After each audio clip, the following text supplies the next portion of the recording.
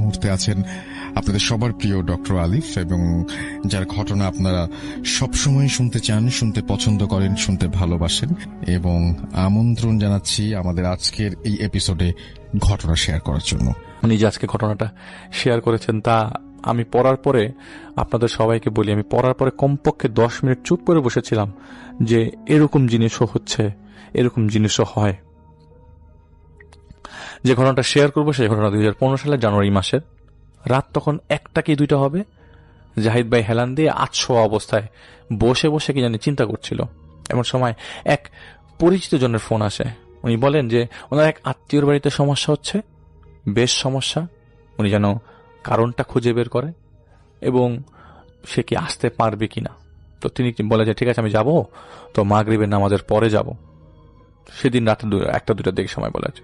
তো পরদিন ওই বাড়িতে যায় এবং ওই বাড়িটা হচ্ছে উত্তরার কোন একটা সেক্টরের মসজিদের পাশে। তিনি বুঝতে পারে যদি কোনো সমস্যা থাকে, এবং আমি আগেও বলেছি সে বোঝার মতো একটা মানুষ। সেই বাড়িতে প্রবেশ করার পর তার পুরো শরীর গোলাচ্ছিল এবং বমি আসবে এমন লাগছিল। তো ওই সময় একটা মহিলা আসে ড্রয়িং রুমে, ওনার নাম তিনি মনে করতে পারছিলেন না। তো ওনার সাথে তার আলাপ আলোচনা শুরু হয়। উনি পরিচয় দেন, উনি কি করেন, উনি সবকিছু বলছেন। ডিটেলসে কথা বলার সময় হঠাৎ করে 30 বছর বয়সে একটা পুরুষ ড্রয়িং রুমে আসে। ড্রয়িং রুমে এসে সোফার উপর পা তুলে বসে এবং ওই মহিলা যে কথা বলছিল ওই ওনার আচরণে বিরক্ত, ওই লোকটা খুব বিরক্তিকর একটা আচরণ করছিল।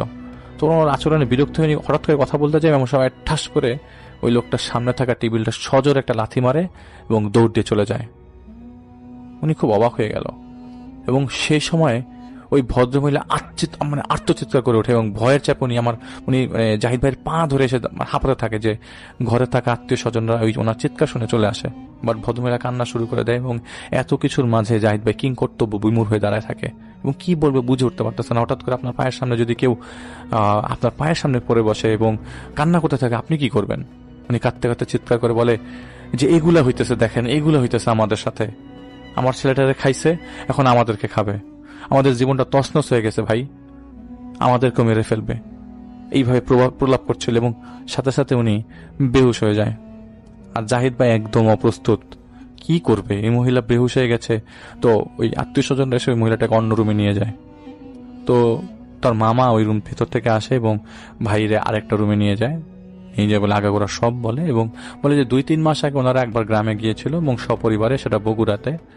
তো কে কে গিয়েছিল বললো যে উনি ওনার বড় ছেলে, তার স্ত্রী, ওনার বড় ছেলের নাম হচ্ছে সাকিব, ওনার স্ত্রী এবং ওনার মেয়ে ওনার ছোট ছেলে। তো একদিন মাগরিবের পর ওই ওনার বড় ছেলে বাসায় আসে এবং এসে না ঘুমায় পড়ে। তো রাতে তার স্ত্রী তার মা খাবার খেতে ডাকার পরও তিনি আসে না। সেভাবে পুরা রাত এবং পরের দিন জোহর পর্যন্ত কেটে যায়। কি ব্যাপার, তার ঘুম তো ভাঙে না। তার মা এবং বাড়ির সবাই তাকে জাগানোর চেষ্টা করে, কিন্তু তার ঘুম ভাঙে না। কেউ কেউ বললো সে নেশা করে আসছে, তাই এমন হইতে পারে। কিন্তু আপনি নেশাগ্রস্ত হলে একটা সময় জাগবেন, কিন্তু এই তো ডাক জাগছে না এবং সুরা হয় না। তো তাকে হাসপাতালে নেওয়া হয় এবং কোনো সুরাহা না হওয়ার পরে হাসপাতালের ডাক্তাররা বলে যে পিজিতে নেন। সেই রাতেই তাকে ঢাকায় আনা হয় এবং হসপিটালে নেওয়া হয়। চেক আপের পর ডাক্তাররা বলে উনি কোমায় চলে গেছে। তারা সাকিব সাহেবের হিস্ট্রি জানতে চায়, কিন্তু কোনো ধরনের হিস্ট্রি পূর্বে পাওয়া যায় না আর কি। এখন শোক পরিবার তো ওনার পরিবার পুরোটাই শকে চলে যায়। কাহিনী কি, কোনো কুল কিনারা করতে পারছেন না, ঘুমাই গেল কেন, ওর তো কোনো শারীরিক সমস্যা ছিল না। তো কয়েকদিন পর কোমা থেকে ব্যাক করার পরে উনি নর্মাল হয় এবং ডাক্তাররা তাকে রিলিজ দিয়ে দেয়। ডাক্তাররা দেখে যে উনি নর্মাল, রিলিজ দিয়ে দেয়। ওনারা বাসায় চলে আসে। বাসায় আসার পর থেকে ওনার আচরণে শুরু হয় মারাত্মক পরিবর্তন। উনি গুনগুন করে গান গাইতে থাকতো, চুপচাপ বসে থাকতো, বিড়বিড় করে কথা বলতো, মেয়েদের মতো করে সাজতো, নীল পলিশ লাগাতো হাতের মধ্যে। তার এই অবস্থা দেখে ডাক্তারের কাছে আবারও নিলে বলে এটা ট্রমা থেকে হয়েছে, উনি তো একবার কমে গেছিল, ট্রমা থেকে হয়েছে। তো ডাক্তারি চিকিৎসা শুরু হয়, তাকে বাসায় রেখেই চিকিৎসা করা হচ্ছিল। একদিন সাকিব সাহেবের মা রুমের মধ্যে হাঁটছিল, এমন সময় হঠাৎ করে ভেতর থেকে সাকিব সাহেব তার মাকে ডাকলেন। সেই ডাক শুনে তার মায়ের বুকটা কাঁপুনি দিয়ে ওঠে, গায়ে কাটা দিয়ে লোম দাঁড়িয়ে যায়।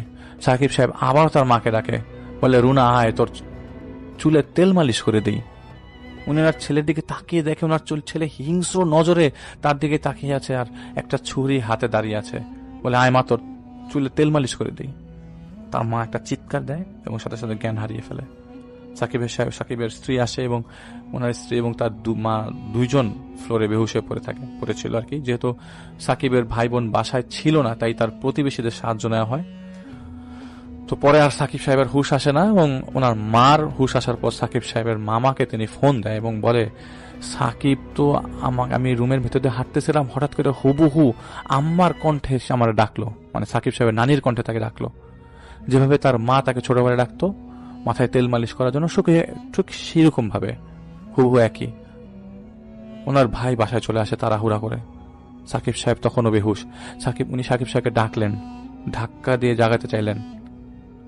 হঠাৎ করে সাকিব সাহেবের শরীর থেকে মহিলা কণ্ঠে ভারী কণ্ঠে ভেসে আটে, সরে যায় এখান থেকে। এরপর সেই ঘুমন্ত অবস্থায় সে বসে, মানে চোখ বন্ধ করা অবস্থায় তার মামাকে উদ্দেশ্য করে বলে, অনেকদিন রক্ত খাই না রে, অনেক দিনের ক্ষুধা, একটা একটা করে খাবো, যদি বাঁচতে চাস চলে যা, নইলে তোকেও খাবো। মামা এবার ভয় পেয়ে যায়, বুঝতে বাকি থাকলো না এটা ডাক্তারি সমস্যা না। এই কথাগুলো সাকিব সাহেব বলছিল বিছানা থেকে চোখ বন্ধ করে। তো ওই সময় একটা হুজুরকে ডেকে আনা হয়।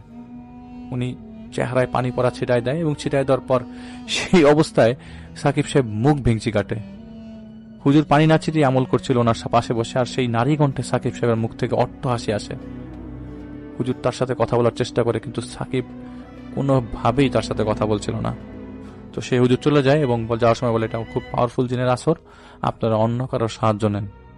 তারা বেশ কয়েকজনের কাছে যায় এবং বেশ কয়েকজনকে সাকিব সাহেবকে দেখায়। কিন্তু সাকিব সাহেবের সাথে যখন কথা বলতে চায় তখনই সে মুখ ভেঙচি কাটে। আর যারা আসতো, মানে মুখ ভেঙচি কাটার সময় যেসব ভাষায় কথা বলতো, তারা হুবহু আত্মীয় স্বজনদের ভাষায় কথা বলতো এবং 2-3টে কথা বলতো। এর মধ্যে সাকিব সাহেবের মায়ের প্রতি রাতে একটা বাজে ঘটনা শুরু হয়। রাতে শোয়ার পর যখন গভীর ঘুমে নিমগ্ন থাকতো, উনি স্বপ্নে একটা জিনিস দেখতেন যে ওনার বড় ছেলে সাকিব তার মেয়েকে বা কখনো তার ছোট ছেলেকে তার চোখের সামনে জীবন্ত কেটে টুকরো টুকরো করে কাটছে, আর তারা যন্ত্রণায় তার মার দিকে অসহায় দৃষ্টিতে তাকিয়ে আছে। এবং সাকিব সাহেব তাদের শরীরের কাটা অংশ নিয়ে কামড়াচ্ছে। আমার নিজেরই লোম দাঁড়িয়ে যাচ্ছে বলার সময়। এবং সাকিব সাহেব তার শরীরের কাটা অংশ কামড়াচ্ছে এবং তার মার দিকে বলছে, কিরে খাবি, আয় একসাথে খাই। এই বিশ্রীর স্বপ্ন দেখে প্রতিদিন শেষ রাতের দিকে তার মার ঘুম ভাঙত, এবং ঘুম ভাঙলে উনি দেখতেন কালো ছায়া একটা তার পায়ের সামনে দাঁড়িয়ে আছে, এবং কয়েক সেকেন্ড পর তা মিশে যায়। সাকিব সাহেবের ভাই বোনরা সেম স্বপ্ন দেখত। তাদের ভাই বোনদের সামনেও তার মাকে জীবন্ত কেটে টুকরো করতো। তার ভাই বোনরা যখন স্বপ্ন দেখতো তখন দেখতো যে তার মাকে জীবন্ত কেটে টুকরো করছে, এবং সেইভাবে একইভাবে মাংস কামড় নিয়ে তার ভাই বোনদের দিকে তাকিয়ে বলছে, কিরে খাবি, আয় একসাথে খাই। কিন্তু এদিক থেকে সাকিব সাহেবের স্ত্রীর কোনো সমস্যা হচ্ছিল না, উনি ভালোই ছিলেন। তো সাকিব সাহেব স্বাভাবিক খাবার খেতেন না। রাতে সবাই যখন ঘুমায় যেত তখন ফ্রিজে রাখা কাঁচা মাছ, মাংস, ডিম খেয়ে ফেলতো। সকালে ফ্রিজ খুঁজলে সেগুলো খুঁজে পাওয়া যেত না। একটা পর্যায়ে না পেরে ওনাকে শেকল দিয়ে বেঁধে ঘরে রাখা হলো, এবং যাতে উনি কোনো কিছু ভাঙচুর করতে না পারে। কারণ মাঝে মাঝে উনি কোনো না কোনো জিনিস ভাঙচুর করতো, এবং সেটা করতো ঘুমন্ত অবস্থায়, চোখ বন্ধ করা অবস্থায়। আমি আগেও বলেছি, উনি যা কিছুই করতো তার সবই চোখ বন্ধ করা অবস্থায়। তো জাহিদ ভাই কথাগুলো শুনলো, এবং ওই ভদ্র মহিলার হুঁশ তখন ফিরে, উনি স্বাভাবিক হয়, এবং ওনার সাথে সেই স্বপ্নের কথা ওনার স্বপ্নের কথা জাহিদ ভাইকে বলে। তো জাহিদ ভাই, ঠিক আছে, আমি আজকে আসি, আমি কালকে আবার আসবো। তো তখন সাকিব সাহেবের মামা বলল যে, আপনি কি একটু সাকিবকে দেখবেন? তো ওই ভাই জাহিদ ভাই বলে, আমি তো দেখলাম ওনাকে একটু সামনে তো আমার সামনে আসলো, ড্রয়িং রুমে আসলো, লাথি দিয়ে টেবিল ভেঙে চলে গেল। এটা শুনেই ঘরে থাকা সবাই তার দিকে তাকালো। তার মামা বলে, কি বলেন ভাই, ও তো শেকলে বাঁধা, আর ওকে তো ঘরবন্দি করে রাখা, ওর ঘর তো বাইরে থেকে লক করো, কিভাবে আসবে? আর টেবিল তো না, এর আগেও অনেক কিছু দেখা যায় যে ভেঙে যাচ্ছে আর আমাদের সামনে। এটা বলে ওনার ঘরটা তার মামা তাকে দেখায়।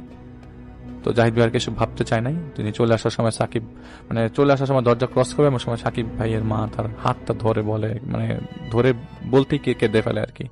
উনি কিছু বলতে পারছিল না। তো জাহিদ ভাই সেদিন সান্ত্বনা দিয়ে ওই বাড়িটা ত্যাগ করে।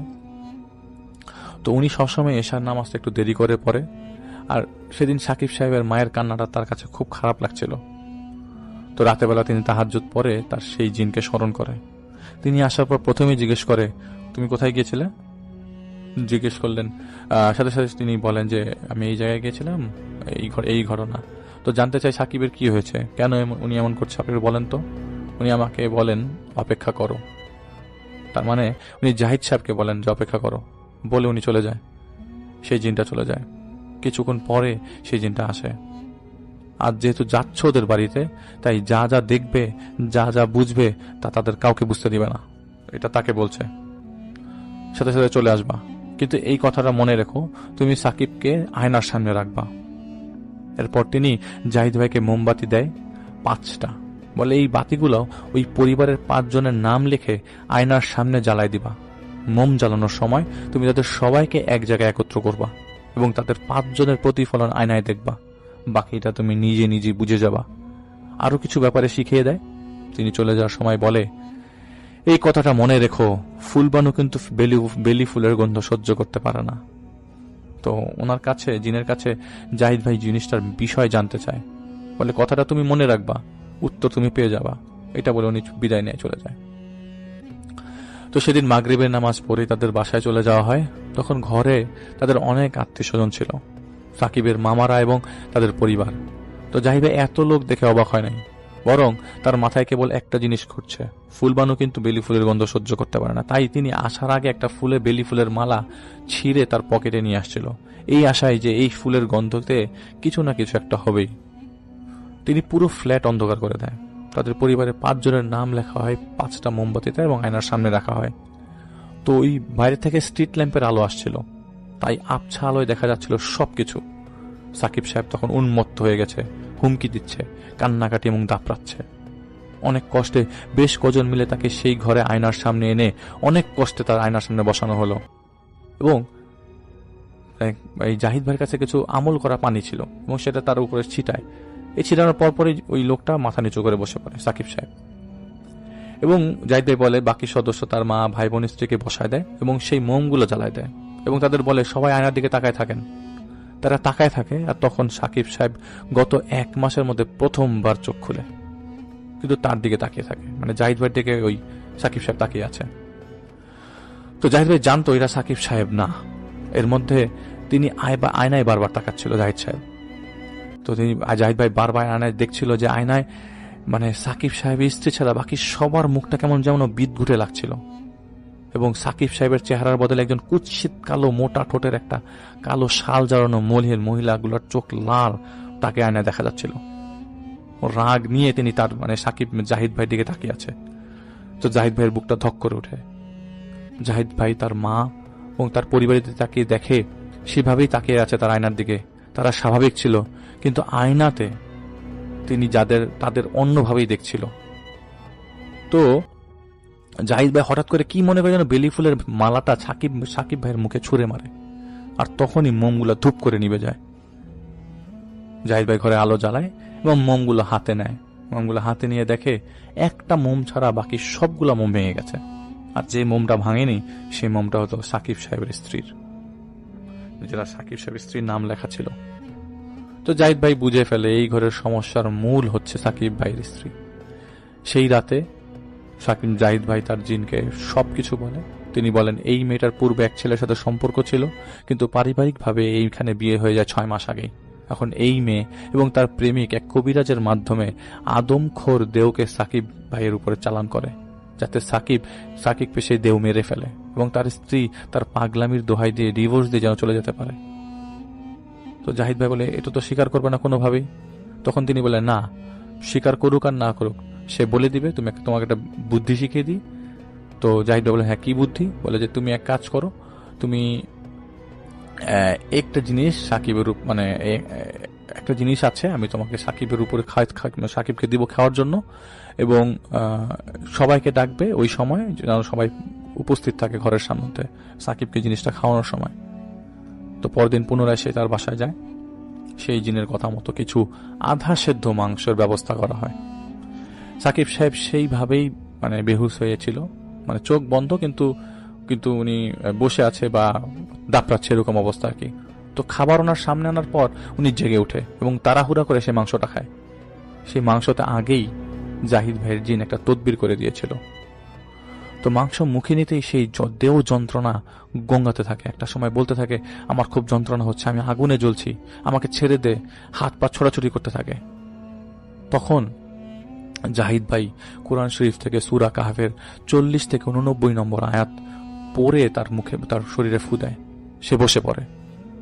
তো জাহিদ ভাই বলে, সবাইকে সত্য বলে দাও, নইলে আজ তোমাকে এখানেই শেষ করে দেব। আল্লাহর কালাম তোমাকে জ্বালিয়ে পুড়িয়ে ছাই করে দেবে। তুমি কিন্তু জানো এখানে আমি একা না। এটা হচ্ছে জাহিদ ভাই ওই জিনকে বলছে। এটা বলার পর জাহিদ ভাইয়ের সেই জিন সেখানে আসে, এবং জিন যেখানে আসছে সেটা ওই জাহিদ ভাই ছাড়া আর কেউ বুঝতে পারে না। তো জাহিদ ভাই কোরআন হাতে নিয়ে তাকে জিজ্ঞেস করে, কি নাম আপনার? সে বললে, জং বাহাদুর। আমি আসামের ভোলাগঞ্জে থাকতাম, আমাকে নিতাই মাওং পাঠিয়েছে। তো জাহিদ ভাই জিজ্ঞেস করে, কেন? তখন সে সাকিবের বাম হাতের বুড়ো এবং তর্জনী ছাড়া বাকি 3 আঙ্গুল দিয়ে তার স্ত্রীর দিকে নির্দেশ করে বলে, ও আর ওর প্রেমিক আমাকে পাঠিয়েছে সাকিবকে মেরে ফেলতে। এটা সে 3 বার বলে পরপর 3 বার চিৎকার করে গঙ্গানি দেয়। 4 মাস আগে অমাবস্যার রাতে একটা পাঠা বলি দিয়ে, সেই পাঠার মাথার তিলক দিয়ে সে দেওয়ের পূজা করে, এবং সেই পাঠার মাথার সাকিবের পরনের কাপড় চুল নখে বেঁধে দেয়। পুনরায় অগ্নিযজ্ঞ করে এই দেওকে এখানে তাদের ক্ষতি করতে পাঠিয়েছে। তার মানে আপনারা বুঝছেন নিশ্চয়ই যে সাকিব সাহেবের কাপড়, চুল, নখ একটা পুটলির মধ্যে করে সেই রক্ত ভিজিয়ে তারা পূজা করে তাকে এই দেওকে এখানে পাঠিয়েছে। এটা শুনে সকলেই অবাক হয়ে যায়। ওই সময় তার স্ত্রী অনেকক্ষণ ব্যাপক জিজ্ঞাসাবাদ করার পর স্বীকার করে নেয়। ওই স্ত্রী বলে, তার প্রেমিক যেভাবে বলেছেন তিনি সেভাবেই করেছেন, এবং সাকিবের মায়ের কাছে ক্ষমা চান। কিন্তু এত কিছু ঘোরের মধ্যেও সবাই বোকার মতো সবকিছু শুনছিল। এই মেয়েরা যে এত বড় দোষ করলো, তখন এই জিনিসগুলো আর তার মাথায় নেই। তারা সবাই দেখছে যে সামনে কি হচ্ছে। তো জাহিদ ভাই দেওকে বলে, ওই দেও মানে যে দেওকে বলে যে সাকিব এবং তার পরিবারকে ছেড়ে চলে যেতে হবে, নইলে ছাই হতে হবে। সে বলে সে চলে যাবে যদি সেই অগ্নিযজ্ঞ করা পাঠার মাথার সেই পুটলিটা ফেরত দেয়। কারণ এই পুটলির মধ্যে হচ্ছে এই দেওটা বন্দী। তো জাহিদ ভাই জিজ্ঞেস করে, কোথায় পুটলিটা কোথায়? সে বলে সাকিবের বউয়ের কাছে। তখন সাকিবের মামার মানে সাকিবের বউকে ভয় দেখায়, এবং সাথে সাথে সে বলে যে পুটলিটা আমি তো বাথরুমের ফ্ল্যাশের ট্যাঙ্কের ভিতরে রাখছি। তখন তাকে দিয়ে সেই পুটলি বের করা হয়, এবং দেওর কথা মতো সেই পুটলি বাড়ির ছাদের গেটের সামনে রেখে আসা হয়। তার কিছুক্ষণ পর সাকিব ভাই বেহুশ হয়ে যায়। তখন সেই বাড়িতে থাকা ওই জাহিদ ভাইয়ের জিন সাকিবের পাশে এসে দাঁড়ায়, এবং সাকিব ভাইকে ফু দেয়, এবং ফু দিলে তিনি জেগে ওঠে। এবং এই যে ফু দেয় সাকিব সাহেবের জিন, এটা কিন্তু শুধু সাকিব জাহিদ ভাই দেখছিল, জাহিদ ভাইয়ের জিন আর কি। সাকিবকে যে এসে ফু দিচ্ছে এটা শুধু জাহিদ ভাই দেখছিল, কেউ দেখছিল না। তো সাকিব সাহেবের উপর থেকে সব সমস্যা আল্লাহর মতো এরপর থেকে শেষ হয়ে যায়। বাস্তবতা অনেক কঠিন, আসলেই কঠিন। কারোর ক্ষতি করে তার বসবাস করা যায় না। তাই সবকিছু ধরা পড়ার পরে সাকিব সাহেবের মা আত্মীয় স্বজনরা সবাই মিলে সাকিব সাহেবের স্ত্রীকে বের করে দেয়, এবং 1 মাসের মধ্যে তাদের ছাড়াছাড়ি হয়ে যায়। সাকিব সাহেবের পুরোপুরি সুস্থ হতে 8 মাস সময় লাগে, এবং 2017-তে তিনি পুনরায় বিয়ে করে সাউথ আফ্রিকাতে সেটেল ডাউন হয়ে যায়। তো লিসেনার, ঘটনা এখানেই শেষ। আমি একটা জিনিস ক্লিয়ার করতে চাই, দেহ হচ্ছে এমন একটা প্রজাতি যারা মূলত জানোয়ারের স্বভাবের হয়। এরা মানুষকে মেরে ফেলে একা পেলে, এমনকি তাদের লাশকে তারা খেয়ে ফেলতে চায়। মূলত শ্মশানের আশেপাশে এবং গভীর জঙ্গলেরা থাকে। তো আমাকে বলেছে যে আমি সাকিব সাহেবের নাম নিতে পারি, সমস্যা হবো না, কিন্তু জাহিদ ভাইয়ের নামটা আমি নিতে পারছি না, এটা একটা ছদ্মনামই থাকছে। তো আমি ঘটনা, জাহিদ ভাই আপনার ঘটনা আমি সবসময় সিলেক্ট করি, আপনার ঘটনা সবসময় সিলেক্ট করার মতো। আশা করছি লিসেনারদের আমার এই প্রথম স্টোরিটা ভালো লেগেছে। আমি যেটা করবো সেটা হচ্ছে আমাদের পরের অতিথির কাছে আমরা যাব। আপনার নামটা প্লিজ একটু বলবেন, কোথা থেকে এসেছেন সেটা আপনি বলবেন, তারপরে আপনার ঘটনায় যাব। আসসালামু আলাইকুম লিসেনার, আমার নাম হচ্ছে আব্দুল্লাহ নোমান, আমার হোম ডিস্ট্রিক্ট কুমিল্লা, আমি বর্তমান মহাখালীতে থাকি। বেশি কথা না বলে আজকে আমি আমার কাহিনীতে চলে যাচ্ছি। কাহিনীটা হচ্ছে 2015 সাল।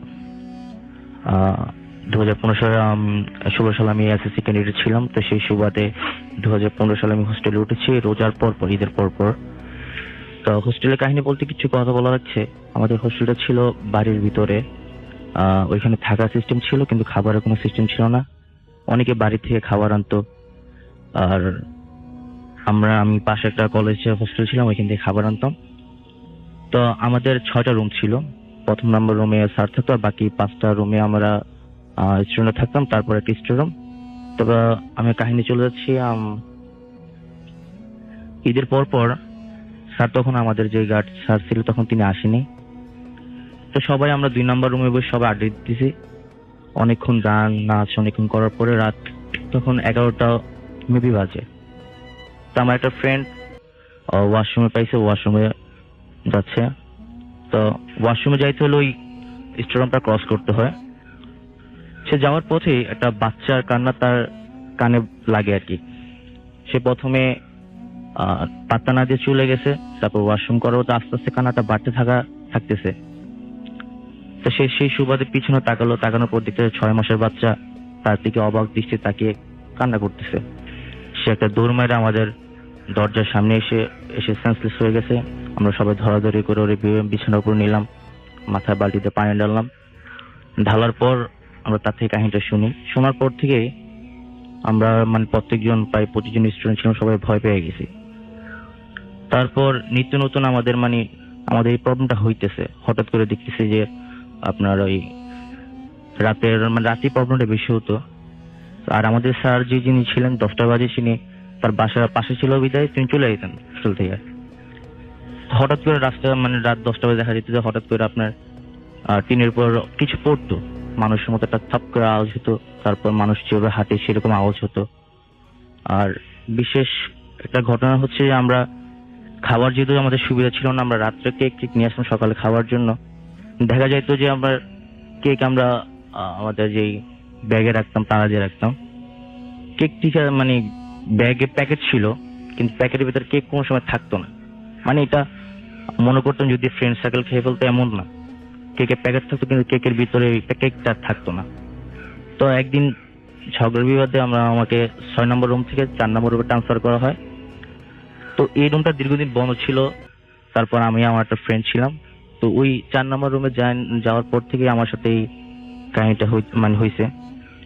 তো ওই রুমে যাওয়ার পর যে আমার একদম দুই সাইডে আমরা দুজনে থাকতাম। ওই রুমে 4 জন থাকতে পারতাম, কিন্তু কোনো সময় আমরা 4 জন ছিলাম না, 2 জনে স্যার রাখতো। কেন রাখতো স্যার সেটা ভালো জানতো। তা আমি রাত যখন হইতো তখন ফিল করতাম যে আমার পাশে কেউটা আছে। এটা আমি ফিল করতাম যে আমার পাশে একটা ফিল করতাম যে পাশে কি যেন আছে আমার। আর প্রচুর একটা মহিলার কান্নার আওয়াজ শুনতাম মাঝে মধ্যে, ঝুমুরের আওয়াজ, আর মাঝে মাঝে খুব চিৎকার করে কান্না। এইটার দিকে আমি নিতান্ত খুব ভয় পাইতেছি। তারপর আমি আমার ফ্রেন্ডের সাথে শেয়ার করলাম, তারাও নাকি সেটা শুনতেছে। তো তারপর আমি তার পাত্তা না দিয়ে নিত্য হইতেছে, আমি তার পাত্তা দিতাম না। তো একদিন যে আমার রুমমেট ছিল সে বাড়িতে চলে গেছে, আমি রুমে একা ছিলাম। সবাই আড্ডা মাড্ডা দিলাম, স্যার যাওয়ার পরে খাওয়া দাওয়া হইলো, সবাই ঘুমাইতে পড়তে 12টা বাজলো। সবাই সবার রুমে চলে গেছে, আমি আমার রুমে একা শুয়েছি। তো মনে হয় আধা ঘন্টা আমি ঘুমাইনি। আমি ফিল করতেছি একটা কান্না আমার কানে বাজতেছে। তা আমি এটা পাত্তা না দিয়ে আমি একদম চোখ বন্ধ করে হাত মুখ শুয়ে আছি। তা আমি কিছুক্ষণ পরে ফিল করতেছি আমি ভাসতেছি, এরকম কিছু একটা ভাসতেছি আমার মনে হচ্ছে। তারপর আমি চোখ খুললাম। তো চোখ খোলার পর আমি যা দেখলাম তা আসলে আমি কোনো সময় দেখার জন্য প্রস্তুত ছিলাম না। একটা সাদা পরা কাপড় পরা এক মহিলা, তার মুখটা খুব বিবর্ষ ছিল, দাঁতগুলো মনে হয় কিছু একটা খাইছে, খুব রক্তাক্ত, চোখের জায়গায় নাই। আর চুলগুলো মনে হয় সাপের যেভাবে প্যাঁচে ওইরকম আর কি। তা আমি যতটুকু দোয়া জুরুস পর আমি পড়তেছি, কিন্তু আমার কোনো কাজ হচ্ছে না। হাত পা লাগা খুব ট্রাই করতেছি, হইতেছে না। চিল্লা দেওয়ার ট্রাই করতেছি, কিছু হইতেছে না। অনেকক্ষণ যাবত এরা হইতেছে। তারপর হঠাৎ করে আমি দেখতেছি আমি না হাত পা লাড়তে পারছি, চিল্লান দিলাম। তারপর আমি সেন্সলেস হয়ে গেলাম। আমার ফ্রেন্ড সার্কেল সবাই আসলো, দরজা ভাঙলো। ভাঙার পরে আমার পানি টানি ঢাললো, তারপর আমি ঠিক হইলাম। তারপর আমি আমার আগে যারা ছিল আমাদের হোস্টেলে, আমি বড় ভাইদেরকে জানালাম যে ভাই আসলে এই কাহিনীর ব্যাপারে আপনারা কিছু জানেন কিনা। তো উনি আমাকে বললো যে 4 নম্বর রুমে আমরা যখন ছিলাম তখন 4 নম্বর রুমটা খুব অফ ছিল। তোমরা হয়তোবা স্টুডেন্ট বেশি সেই জন্য হয়তো করছো, কিন্তু 4 নম্বর রুমটা কিসের জন্য বন্ধ ছিল আমরা জানতাম না। হয়তোবা কিছু আছে, আর আমরা কিছু আন্দাজ করছি যে এই রুমে কিছু না আছে, কিন্তু স্যার আমাদেরকে কোনোদিন বলে নাই। তা আমরা প্রতিনিয়ত আপনার ওই কান্না বা আমার সাথে নিত্য এটা হইতেছে, বাচ্চার কান্না বা মহিলা হাসি ঝুমুর আমার সাথে হইতেছে। তো হওয়ার পর আমি আমার আব্বুকে জানালাম। তো আব্বু আবার এক হুজুরের সাথে কথা বললো, তো হুজুরকে নিয়ে তো আমি আমার হোস্টেলে একদিন গেলাম। যাওয়ার পরে উনি অনেকক্ষণ মানে আমার হোস্টেলটা ঘুরলো, ঘোরার পর আমার থেকে জানলো, আমার ফ্রেন্ড থেকে জানলো। জানার পরে উনি আমার কিছু বললো না, তা আমার আব্বুকে বলছে আর কি। তা আমার আব্বুর থেকে আমার শোনা যে দীর্ঘদিন প্রায় অনেক বছর আগে এটা একটা মহিলা হোস্টেল ছিল, এটা একটা লেডিস হোস্টেল ছিল। তো একটা মেয়ে বিয়ে হওয়ার আগে সন্তানের মা হয়ে গেছিল। তো এখানে বাচ্চারা অনেকদিন সে বাড়িতে যায় না, এখানে বাচ্চারা প্রসব করছিল। তারপরে তার যে বয়ফ্রেন্ড ছিল সে তার এই বাচ্চাকে স্বীকার করেনি। তো 2-3 মাস যাওয়ার পর সে যখন তার ওই বয়ফ্রেন্ড তার বাচ্চাকে স্বীকার করতেছে না, তারপর নাকি সে তার বাচ্চাকে নিজের হাত হত্যা করে নিজে 4 নম্বর রুমে, আমি যে বেডে ঘুমাইতাম ওই বেডের উপরে সে ফাঁসি দিছে। তারপর নাকি মানে তারপর থেকে নাকি হোস্টেলে মানে অনেকদিন বন্ধ ছিল, কারণ তারপর থেকে নাকি তার আত্মা বা লেডিস হোস্টেল অনেক বছর অফ ছিল, এটা প্রায় 15 বছরের মতো। তো অফ থাকার কারণে তারপর আমাদের আগের যারা 2 বেস সিনিয়র ছিল তাদের থেকে স্টার্ট হয়েছে, কিন্তু তাদের সময় 4 নম্বর রুমটা অফ ছিল। তা আমাদের স্টুডেন্ট সংখ্যা বেশি হওয়ার কারণে আমরা ওই রুমে ছিলাম আর কি। এই হচ্ছে ভাই আসলে আমার ঘটনা আজকে। Thank you so much, thank you very much. আমি চলে যাচ্ছি আপনার সাথে ঘটনায়, এবং আপনার নামটা কি একটু বলবেন, কোথা থেকে এসেছেন সেটা আপনিই বলেন, তারপর আপনার ঘটনায় যাই। থ্যাংক ইউ রাসেল ভাই, সরি। আমি মোহাম্মদ শাহরিয়ার হোসেন, আমি এসেছি গাজীপুর থেকে। আমি সরাসরি আমার ঘটনায় চলে যাচ্ছি। আমার ঘটনাটা আমার নিজের সাথেই ঘটা, আজ থেকে আরো প্রায় 2 বছর আগে। সময়টা ছিল 2017 সাল। আমি তখন ক্লাস 10-এ পড়ি। তো আমরা 4-5টা ফ্রেন্ড, আমরা একটা টিচারের কাছে প্রাইভেট পড়তাম। সেইখানে আমরা যে 5 জন ফ্রেন্ড ছিলাম তার মধ্যে ছিল 2 জন মেয়ে আর ছিল 3 জন ছেলে। তো একদিন আমাদের স্যার একটু লেট করে আসার কারণে আমরা সব ফ্রেন্ড মিলে আড্ডা দিচ্ছিলাম। তো তার মধ্যে একটা মেয়ে ছিল, মেয়েটার নাম ঈশা।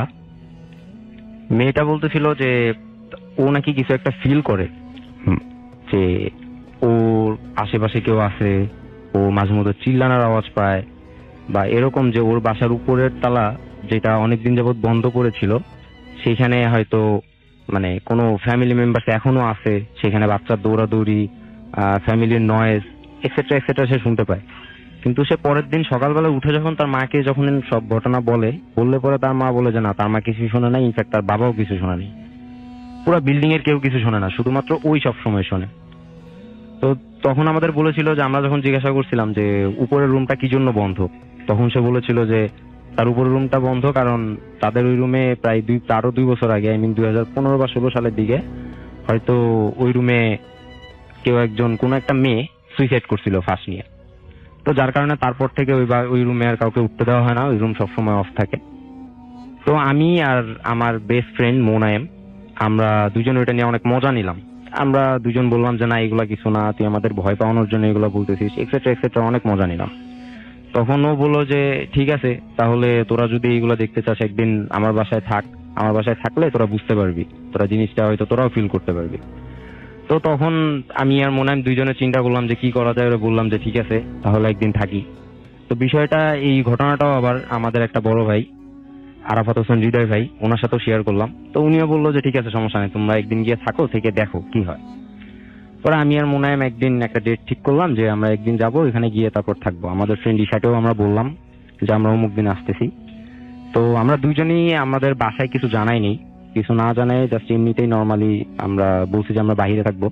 তো সেই রিজনটা নিয়ে আমরা ওখান থেকে এসে আমাদের ফ্রেন্ডের বাসায় আসছি। তো তার আগে আমরা আবার ঈশাকে বলে রাখছিলাম, আমি আর মোনায়েম, যে আমরা দুইজন ওই রুমটাতেই থাকবো যে রুমটাতে তালা বন্ধ করা আছে, যে মেয়েটা সুইসাইড করছিল। আমরা বলছিলাম ওইটা হচ্ছে ঈশাদের নিজস্ব বাসা। দ্যাটস আমি বলছিলাম যে ওর বাবার থেকে যাতে যেভাবে হোক চাবিটা কালেক্ট করে আমাদেরকে দেয়, আমরা ওইখানে থাকবো। তো আমরা রাত্রে 10টা সাড়ে 10টার দিকে আমি আর মোনায়েম দুজনেই আমাদের ফোন, সাথে একটা টর্চ লাইট, কিছু খাবার এক্সেট্রা এক্সেট্রা সবকিছু নিয়ে আমরা রুমের মধ্যে গেলাম। তালা খুলে আমরা রুমের মধ্যে গেলাম। অনেকদিন রুমের মধ্যে, রুমটা বন্ধ থাকার কারণে রুমের মধ্যে অনেক ময়লা ছিল, সেগুলো মোটামুটি নিজেদের কাছে যেগুলো ছিল মানে যন্ত্রপাতি ছিল আমাদের, সেগুলো দিয়ে আমরা ক্লিয়ার করলাম। ক্লিয়ার করার পর আমরা ওখানে একটা শোয়ার জন্য একটা করলাম যে আমরা এখানে রাত্রে শুয়ে তারপর কাটাবো। তো নিচে থেকে আমরা একটা লাইট আনছিলাম যাতে লাইটটা চালায় আমরা কিছুক্ষণ থাকতে পারি, আর একটা টেবিল ফ্যান আনছিলাম আমাদের ঈশার বাসা থেকে, ফ্রেন্ড যে ঈশা ওর বাসা থেকে। তো তারপর আমরা সেখানে আমি আর মোনায়েম রাত্রেবেলায় দুজন গল্প করি। গল্প করতে করতে করতে করতে দুজন বিভিন্ন ধরনের কথা বলতে বলতে ফোনে ইউটিউব নেট চালাইতে চালাইতে প্রায় 2টা বাজে। তখন আমি আর মোনায়েম চিন্তা করি যে রাত প্রায় 2টা বাজে, তো এখন ঘুমানো উচিত, কারণ পরের দিন আবার স্কুল আছে, স্কুলে যাইতে হবে, স্কুল তো মিস দেওয়া যাবে না। পরে আমি আর মোনায়েম দুজন ঘুমানোর জন্য রেডি হচ্ছি, এমন সময় হঠাৎ করে আমাদের রুমের লাইট জ্বালানো ছিল, হঠাৎ করে রুমের লাইট অফ হয়ে গেল, আমাদের যে টেবিল ফ্যানটা চলতেছিল টেবিল ফ্যান অফ হয়ে গেল। তো দুজন একটু চিন্তার মধ্যে বললাম, তারপর আবার চিন্তা করলাম যে না, লোডশেডিং স্বাভাবিক, এটা হইতেই পারে, এটা ব্যাপার না। পরে দুজনে মোবাইলে ফ্ল্যাশ জ্বালানোর চেষ্টা করলাম। যখন ফ্ল্যাশ জ্বালানোর জন্য আমরা ফোনটা অন করি, দুইজনের একজনের ফোনেও তখন টোটালি চার্জ ছিল না। যেখানে আমরা 5 মিনিট আগেও দেখলাম যে আমার ফোনে 70% চার্জ আছে আর মুনাইমের ফোনে 80% চার্জ আছে, তারপরেও সেখানে আমরা পরে দেখতে পাই যে আমাদের ফোন অন হচ্ছে না। একটু চিন্তার মধ্যে পড়লাম। তারপরে যখন আমাদের সাথে যে টর্চটা ছিল, সেই টর্চটা অন করার জন্য আমরা যখন টর্চটা অন করি, সেটা অন হচ্ছে না। তখন আরো বেশি আমাদের মধ্যে একটা ভয় কাজ করলো যে কি হচ্ছে আমাদের সাথে এটা। তো সাডেনলি আমরা এরকম করতে পারি যে আমরা দুইজন ছাড়াও হয়তো আমাদের রুমের মধ্যে আরো কেউ আছে। তখন পুরো রুম অন্ধকার, আমরা বুঝতে পারতেছি না কিছু, যে এখানে তো কোনো কিছু দেখাও যাচ্ছে না, আমাদের ফোন অফ, টর্চ অফ, আমরা কোনো কিছু দেখতেও পারতেছি না। এখানে যে কোনোভাবে দেখবো যে আমাদের এখানে কেউ আছে কিনা আমরা দেখতে পাচ্ছি না। তো আমরা আস্তে আস্তে জানালার দিকে যখন আসলাম, জানালার দিকে বাইরে তাকায় দেখি যে সব জায়গায় কারেন্ট আছে, সব জায়গায় ইলেকট্রিসিটি আছে, বাট আমাদের রুমটার মধ্যে লোডশেডিং। তখন হঠাৎ করে আমরা আবার এরকম সাউন্ড পাই যে আমরা যে ইসে ছিলাম সেটা ছিল 6 তলা, তার উপরে হচ্ছে ছাদ। তো ওই বিল্ডিং এর ছাদে অনেকজন মানুষ একসাথে হাঁটাহাঁটি করতেছে। ইনফ্যাক্ট এরকম যে একটা মাঠে যদি ফুটবল খেলা হয় তাহলে সেখানে অনেক প্লেয়ার থাকে, আর সেই ছাদেও এরকম মনে হচ্ছে যে হয়তো উপরে ফুটবল খেলা হচ্ছে। তো দুইজনে চিন্তা ভাবনা করলাম যে এত রাত্রে তো ছাদে এত মানুষ আসার কথা না। তারপরও মোটামুটি একটা করলাম যে হয়তো আমাদের সাথে খারাপ কিছু হতে যাচ্ছে। তারপর আমরা যে রুমটা ছিলাম, আমাদের ফ্ল্যাটেই, আমাদের রুম থেকে পাশের রুম থেকে আমরা সাউন্ড পাই যে সেখানে কোনো একটা মহিলা তার মেয়েকে শাসন করতেছে, অনেক বকাঝকা করতেছে, কোনো একটা রিজনের কারণে অনেক বকাঝকা করতেছে। আমি আর মোনায়েম দুইজনের হাত ধরলাম, দুইজনের হাত ধরে পাশের রুমে যাওয়ার জন্য ট্রাই করলাম। গিয়ে দেখলাম কিছু নাই ওখানে, কিছুটা বাইরের থেকে আলো এসে কিছুটা দেখা যাচ্ছিল। তখন আমরা দেখলাম যে না, ওখানে কিচ্ছু নেই। তারপর সেইখান থেকে আমি আর মোনায়েম চিন্তা করলাম যে না, এখন আর এই রুমে থাকা যাবে না, যদি এখানে থাকি আমাদের সাথে আজকে রাত্রে হয়তো অনেক খারাপ কিছু হইতে পারে। তো বাইরে যাওয়ার জন্য ট্রাই করলাম। বাইরে যাওয়ার জন্য যখন ট্রাই করলাম তখন দেখলাম যে আমাদের যে মেন যে দরজাটা, সেটা কোনোভাবেই আমরা অন করতে পারতেছি না। আমরা যে খুলে যে বাইরে যাব, এটা কোনোভাবেই পসিবল হচ্ছে না। দরজা খোলা ট্রাই করলাম, জানালা খোলা ট্রাই করলাম, কোনোভাবেই কোনো জানালা বা দরজা, কোনো লক আমরা খুলতে পারতেছি না। তখন কি করব, দুজনে চিন্তা ভাবনা করলাম। দুইজনে আবার আমরা আগে যেখানে বেড করছিলাম ওখানে কোনো মতে ফিরে এসে দুইজনে মিলে যতটুকু আমরা সূরা, তারপর হচ্ছে দুরূদ শরীফ, এক্সেট্রা আমরা যা জানতাম সবকিছু পড়া শুরু করলাম। দুইজনে পড়লাম। দুইজনে অনেকটা ঘাবড়ে গেছিলাম। ইনফ্যাক্ট দুইজন রাতে সেই সময় অনেকটা ঠান্ডা পড়ে গেছিল। হয়তো সেই সময় 4টা থেকে 4:30 বাজে, এরকম আমাদের সাথে আরো হচ্ছে। বিভিন্ন সময় মনে হচ্ছে যে আমাদের পাশ দিয়ে কেউ ঘুরতেছে, বিভিন্ন সময় মোনাইমের মনে হচ্ছে ওরে কেউ ডাকতেছে, আমার মনে হচ্ছে আমার পাশ থেকে আমার কেউ ফিস করে কোনো কথা বলতেছে। এরকম হইতে হইতে একটা সময় আমাদের কানে ফজরের আজানের সাউন্ড আসে। যখন আমাদের কানে ফজরের আজানের সাউন্ড আসে তখন চিন্তা করি যে না, এখন হয়তো আমরা কিছুটা সেফ, এখন আর কোনো মতেই রুমের মধ্যে থাকা যাবে না। তখন অনেক চেষ্টা করে, অনেক রুমে অনেক ধাক্কাধাক্কি করে, অনেক কিছু ট্রাই করে, অনেকক্ষণ ট্রাই করার পরে রুমের দরজাটা খুললো। যখন খুললো, আমি আর মোনায়েম আমাদের দুইজনের ফোন আর টর্চটা নিয়ে একটা দৌড় দিয়ে আমাদের ওই বাসার থেকে কিছুটা সামনে একটা মসজিদ ছিল, আমরা এক দৌড়ে মসজিদে যাই দুইজনেই। মসজিদে যাওয়ার পরে দুইজনেই উঁচু করে ফজরের নামাজ পড়ি। ফজরের নামাজ পড়ার পর আমরা হুজুরের সাথে কথা বলি, হুজুরকে সবকিছু বলি ডিটেলসে ঘটনাটা। হুজুরকে বলার পরে হুজুর আমাদেরকে ঝেড়ে দেয়, হুজুরা যেভাবে ছাড়ে সেভাবে ঝেড়ে দেয়। ঝেড়ে দেওয়ার পরে বলে যে তোমরা ওই বিল্ডিং এর আশেপাশে কখনো যেও না, আর এইগুলা অনেক সময় থাকে, তো এইগুলার সাথে এরকম মজা করা ঠিক না, নিজের লাইফ নিয়ে এরকম রিস্কির ভিতরে যাবা না কখনো।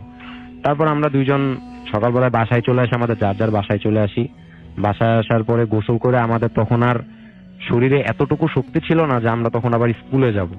তো আমরা যার যার মতো বেডে শুয়ে পড়ি। তারপর থেকে প্রায় 1 সপ্তাহ মতো আমাদের দুইজনেরই জ্বর ছিল।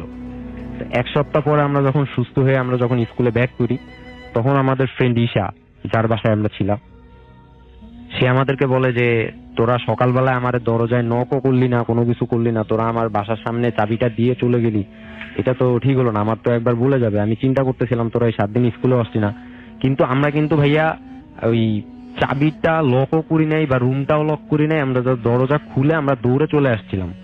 আসলে পরে এই জিনিসটা আমাদের কাছে অনেকটা অবাক লাগে যে আমরা যেখানে দৌড়ে রুম থেকে চলে আসছিলাম সেখান থেকে কিভাবে দরজা লক হয়। আবার টেবিল ফ্যান, ইনফ্যাক্ট যে লাইটটা আমরা নিয়ে আসছিলাম, টর্চ লাইটটা নিয়ে আসছিলাম, সবকিছু ওইখানে বাসার ওখানে ছিল। তো এই জিনিসটা আমাদের আসলে অনেক অবাক লাগে যে আমরা যেগুলো নিয়ে আসি নাই, যেগুলো সবগুলো রুমের মধ্যে রেখে আসছিলাম, সেগুলো কিভাবে আবার ওর বাসার সামনে আসে। তারপর থেকে এই পর্যন্ত এখনো পর্যন্ত ওই ঘটনাটার ব্যাখ্যা আমরা পাই নাই। ইনফ্যাক্ট যখনও ঘটনাটা মনে হয় তখনই নিজের মধ্যে অনেক ভয় লাগে এখনো, যে আসলে কত খারাপ একটা সময় কাটাইছি। তো এই ছিল আমার ঘটনা। থ্যাংক ইউ রাসেল ভাই। You most welcome. আসসালামু আলাইকুম রাসেল ভাই। জানি আমি আপনি অনেক ভালো থাকেন, এই জন্য জিজ্ঞেস করলাম না আপনাকে। রাসেল ভাই, এর আগেও আমি ভূত এখন একবার এসেছিলাম 2015 সালে। তো যাই হোক, রিসেন্টলি ঘটে যাওয়া একটা ঘটনা আপনার সাথে শেয়ার করতে চাই, যদি ভালো লাগে তো শেয়ার করতে পারেন। ঘটনাটা হচ্ছে এইবারই রোজার ঈদের 3য় দিন। তো মূলত হচ্ছে আমাদের ঢাকা থেকে যশোরে যাওয়ার একটা প্ল্যান ছিল, কিন্তু মানে পরে ভেবে দেখলাম যে এই মুহূর্তে যদি মানে ঢাকা থেকে যশোরে যাই তাহলে হয়তো ঈদের সময় ওখান থেকে আবার ব্যাক করাটা অনেক প্রবলেম হতে পারে, ট্রান্সপোর্টের অনেক ঝামেলা। তো একটা সময় আমরা ডিসাইড করি যে তাহলে হচ্ছে আমরা বাইকে যাই। তো এই জন্য আমি আর আমার একটা ফ্রেন্ড আসিফ নাম, আমরা দুজনই ভাবলাম তাহলে আমরা হচ্ছে বাইকে যাই, ব্যাক করার সময় আমাদের কোনো প্রবলেম না হয়। তো ঈদের 3য় দিন আমরা রাত 11টার সময় এখান থেকে রওনা দিই ঢাকা থেকে। তো যেহেতু ঈদের সময়, তারপর ওই দিন বৃহস্পতিবার ছিল, তো মোটামুটি রাস্তাঘাট এক কথায় বলতে গেলে পুরোটা ফাঁকা। মানে হয়তো মাঝে মাঝে দুই একটা বাস বা ট্রাক রাস্তায় দেখা যায়, আর তাছাড়া পুরো রাস্তায় আমরা দুইজনই। তো আমরা রওনা দিলাম ভালো মতো, ফেরিঘাটে পৌঁছালাম, ফেরিঘাট পার হলাম। তো ফেরিঘাট পার হওয়ার পরে নদীর ওপরে আর কি ফরিদপুরের কাছাকাছি তখন হচ্ছে তার আগে বলে রাখি যে বাইক তখন চালাচ্ছিল আমার ফ্রেন্ড, আমি পিছনে বসা। ফরিদপুর পার হওয়া মানে ফরিদপুরের ভিতরেই তখন হঠাৎ রাস্তায় একটা স্পিড ব্রেকার থাকে। তো স্পিড ব্রেকারটা ঠিক পার হওয়ার সময় আমাদের ফ্রেন্ড আমাকে বলে যে তুই একটু ভালো মতো বস, আর এদিকে ওদিকে তাকানো দরকার নেই, জাস্ট সামনের দিকে তাকা। আর যেহেতু ওই দিকটা অনেকটা ফাঁকা, আপনার রাস্তা মানে দেখতে গেলে একদম পুরো সোজা একটা রাস্তা, দুপাশে অনেক গাছ, আর রাতের অন্ধকারে তো মানে গাছগুলা এমন ভাবে দেখা যায় যেন মনে হয় যেন আপনি কোনো একটা জঙ্গলের ভিতর দিয়ে আছে, দুই পাশে পুরো গাছ ঢেকে আছে, এরকম একটা অবস্থা। তো এইটা হচ্ছে মানে ফার্স্ট ঘটনা। ও আমাকে জাস্ট এইটুকুই বলে যে তুই এইদিকে ওইদিকে তাকাস না, জাস্ট সোজা তাকা আর ঠিক মতো থাক। তো আমিও ভাবলাম হয়তো মানে যেহেতু রাস্তা ফাঁকা হয়তো একটু স্পিডে মানে চালাবে, সেই জন্য আমি আর অতটা কেয়ার করলাম না। তো যাই হোক, ফরিদপুর আমরা পার হলাম। ফরিদপুর পার হয়ে যখন আমরা মাগুরার কাছাকাছি, হ্যাঁ মাগুরার ভিতর তখন ঢুকে যাই আমরা। মাগুরার ভিতরে ওখানে যেয়ে তখন আমরা একটু রেস্ট নিই, আসলে অনেকক্ষণ মানে একটা মাস ও বাইক চালালো, এবার তাহলে একটু রেস্ট নিই, রেস্ট নেওয়ার পরে আমরা আবার স্টার্ট করবো। তো আমরা ওইখানে একটু রেস্ট নিই 10-15 মিনিট। তো রেস্ট নেওয়ার পরে এবার হচ্ছে আমি বাইক চালাই। তখন থেকে যখন আমরা বাইক স্টার্ট করি তখন রাত 3টা থেকে 3:30টার ভিতরে এরকম একটা টাইম। তো বাইক স্টার্ট দিলাম, যেহেতু রাস্তা ফাঁকা আর রাতের বেলা, তো আমাদের বাইকের স্পিড মানে যেহেতু স্টার্ট দিলাম তো মানে প্রথম দিকে এই 60-70 এরকম স্পিড। তো হঠাৎ করে আমাদের বাইকের লাইটটা সামনে পড়লো, দেখি যে রাস্তার ডান সাইডে এক ভদ্রলোক, মানে দেখে মনে হচ্ছে একটু বয়স্ক, পিছন থেকে দেখে মনে হচ্ছে মানে ওনার হয়তো কোন একটা পাঞ্জাবি পরা, একটু বয়স্ক, মানে মুরব্বীরা যেরকম। তো ফার্স্টে আমরা এটা ভাবছি হয়তো যেহেতু মানে রাত ফজরের টাইম, হয়তো উনি নামাজের উদ্দেশ্য তো বাসা থেকে বেরোয়। তো এই তো তখন আমাদের থেকে ওনার ডিস্টেন্স প্রায় 50-60 হাত। তো যখন হচ্ছে আমরা বাইক নিয়ে মানে যাচ্ছি, মানে ওনাকে যখন আমরা ক্রস করি, মানে উনি তো রাস্তার ডান পাশে, আমরা তো রাস্তার বাম সাইডে, ওনাকে যখন আমরা ক্রস করি তখন মানে আমি এবং আমার ফ্রেন্ড দুইজনই ওনার দিকে তাকাই। তো ওনার দিকে তাকানোর পরে সেটা দেখলাম, এইটা আসলে আমরা আগে কল্পনা করিনি। তা ওনার দিকে তাকানোর পরে দেখলাম যে আসলে মানে ওনার শুধুমাত্র একটা শেপ আছে, আই মিন ওনার just মানে মাথা নেই, ওনার মাথা নাই। আর ওনার যে পাঞ্জাবিটা পরা, ওটা অ্যাজ লাইক দেখতে মনে হচ্ছে মানে একটা হ্যাঙ্গারে পাঞ্জাবি ঝুলে আছে যেমনটা দেখায়, ঠিক তেমন মানে জাস্ট একটা মানে ড্রেস ঝুলতেছে এখানে। ওনার পার দিকে অবশ্য আমরা খেয়াল করিনি, বাট ওনার কোনো মাথা নাই। তো এইটা দেখে তো মানে কি বলবো কি করব কোনো কিছুই কাজ করতেছে না। তো আমার ফ্রেন্ড তখন জাস্ট বলে যে তুই ওই দিকে তাকাস না, তুই স্পিড বাড়া, জোরে চালা। তো আমিও তখন স্পিডটা বাইকের বাড়াই। আর তখন স্পিড তার আগে তো স্পিড 60 থেকে 70 ছিল, তো ওটা দেখার পর আমি তো স্পিড আরো বাড়াই, প্রায় 100 ছুঁইছুঁই ভাবে এরকম। এদিকে ও তোমার বলছে যে তুই পিছন দিকে কোনো মতেই তাকাবি না, তুই সামনের দিকে তাকা, লুকিং গ্লাসের দিকে তাকানো দরকার নেই। তো আমিও তো সামনের দিকে তাকায় চালাচ্ছি। তো হঠাৎ করে একটা কৌতূহলের সৃষ্টি হলো, আমি একটু লুকিং গ্লাসের দিকে তাকাই, দেখলাম যে আমরা যখন ওইটাকে ক্রস করি, ও তখন আমরাও যখন স্পিড বাড়াই দিচ্ছি, ও আমাদের সাথে সাথে আসছে। মানে আগে তো ওটা দেখতে মনে হচ্ছিল যে এটা হেঁটে হেঁটে আসছে, কিন্তু যখন লুকিং গ্লাসে দেখলাম তখন দেখলাম যে ওটা আসলে কিছু ওই সুপারম্যান মুভিতে আমরা যেমন দেখি, মানে উড়ে যেমন আসে ওইরকম উড়ে আসতেছে। আমাদেরও বাইকের স্পিড তখন 100, আর ও তো আমাদের সাথে সাথে। একটা পর্যায়ে তখন তাকাই দেখি যে ও মানে আমাদের পাশে, মানে হয়তো আমাদের 5 থেকে 10 হাত ডিস্টেন্স হবে, আমাদের পাশে, ঠিক আমরাও যে স্পিডে যাচ্ছি ও সেই স্পিড আসতেছে। ওটার কোনো মাথা নেই, জাস্ট মনে হচ্ছে একটা ড্রেস, একটা পাঞ্জাবি ঝুলে আছে। তো কি করব, এদিকে রাস্তা তো পুরা ফাঁকা, আশপাশে কোনো বাড়ি ঘর নাই, পুরা ফাঁকা মাঠ, এইভাবে তো চলতেছে। তো আনফর্চুনেটলি কপাল ভালো যে সামনে আমাদের একটা মানে ছোট ছোট বাজার মতো দেখতে পাই এবং লাইটটা এখানে জ্বলতেছে। তো ওইটা যখন আমরা কাছাকাছি চলে আসি তখন ও আর আমাদের সাথে মানে থাকেনি, ও তখন চলে গেছে। তো ওইখানে যে আমরা আবার একটু রেস্ট নিই, তারপরে আমরা দুইজন তো মানে কি বলবো, আসলে যা দেখলাম তো এটা মানে আনবিলিভেবল একটা ব্যাপার। তো তখন আমরা ওখানে বসে এবার ও আমারে বলছে যে এরকমটা আসলে হবে আমি কল্পনা করতে পারিনি। এইটা তো হলো সেকেন্ড ঘটনা। এবার তখন আমি ওকে জিজ্ঞেস করি আসলে তাহলে প্রথমে যে তুই আমাকে বলছিলি যে ঠিক মতো বস, তাহলে কি ওই সময় কি দেখছিলি? তখন ও আমাকে যেটা বলে যে ও যখন স্পিড ব্রেকারটা যখন ও ক্রস করে তখন বাইকের লাইটের আলোটা একটু মানে উপর দিকে ওঠে, ওখানে যেহেতু গাছপালা দিয়ে ঘেরা, ওইখানে গাছের দিকে ওর লাইট, বাইকের লাইটটা পড়ে। ও যখন যেটা দেখে সেটা দেখে যে ওইখানে একটা মহিলার মতো দেখতে, এরকম মহিলা মানুষ বসে আছে, ওনার গায়ে সাদা একটা কাপড় পেঁচানো, চুলগুলা মানে তখন চুলগুলা মাটিতে ঝুলতেছে এবং ওর যে সাদা যে কাপড়টা পেঁচানো ওইটাও মাটিতে ঝুলতেছে, কিন্তু মানে ওইটা গাছের আর মাটির ডিস্টেন্স প্রায় আপনার অনেক দূর, লাইক 20 ফিট মতো হবে। তো এরকম ও যখন ওইটা দেখে, ও দেখে আমাকে তখন মানে বলে যে আসলে ওই দিকে তাকানো দরকার নেই, কারণ যদি দুইজনই দেখতাম হয়তো দুইজনই নার্ভাস হতাম।